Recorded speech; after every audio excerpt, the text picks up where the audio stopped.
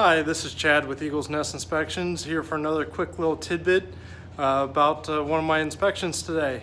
So anyways, I'm in an older house. If you can see behind me, I've got a very old and very big furnace.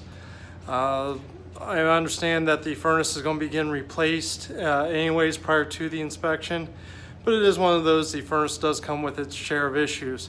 So let's take a look. So on top of the furnace, you can actually see the old ductwork that has this white tape, and then you have duct tape on top of that. This white tape is historically made from asbestos. I have tested it a few times and got that sent in. The duct tape will cover it up. It's not the best encapsulation. This over here, the shiny tape, is aluminum foil tape. That's really what you'd probably want to encapsulate your possible asbestos wrap with if you have that in your house. And then coming up, you can see more on the return duct, and that stuff they got it everywhere, even on some of the supply ducts. Asbestos abatement is not cheap, so that's where encapsulation is a cheaper option. If you do encapsulate anything like this, then definitely write on there possible asbestos behind, so that way if anyone goes to work on this, or in this case replace the furnace and the ductwork, then they know what they're getting themselves into. Also in this house, it's kind of hard to see here, try to get a little bit better picture, but this house also has old cloth wiring. It's pretty common to see that. Here's a better shot of what the cloth wiring will look like. It starts to fray over time, and then problem with being the cloth wiring is you really don't have any ground conductors. Coming up top, you got multiple issues up there. You got some double taps, if not triple taps, in some locations for your main feeds.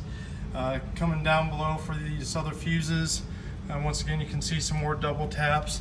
And then way down at the bottom is your grounding or your neutral bar, and your neutrals clearly do not have any type of grounds on them. It kind of looks like I have one aluminum conductor in there, so I'll take a closer look on that here in a little bit. Your old fuse panels, this is actually for a 60 amp service. 60 amp services are typically not installed, or a lot of insurance companies don't accept 60 amp anymore. So that'd be some of the other issues. One of the other concerns that came across in this house is this old galvanized steel plumbing. Galvanized steel plumbing doesn't necessarily mean that there's a problem. As long as the water is still flowing, it's still in good condition.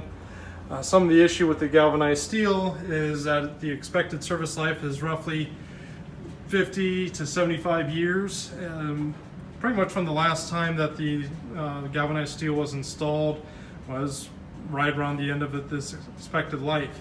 What happens is the galvanized steel, you have your inside diameter there. Over time it actually gets smaller and smaller, and now you have no water flow. So then that's where plumbers come in, and then they'll actually redo any pipes that are needed. Sometimes they'll leave some of the old ones and then they just splice together. In some cases you may just want to re-plumb the entire house. But anyways, thank you very much. Once again, this is Chad with Eagle's Nest Inspections, talking to you about the wrap that's on the ductwork, the old fuse panel, and even the galvanized steel. I know these are quick little tidbits, but if you have any questions, please let me know and I can explain further if needed. And then if you have any suggestions for videos you'd like me to see as I come across it, I will definitely try to keep that in mind and make videos. So thank you very much. Have a wonderful day.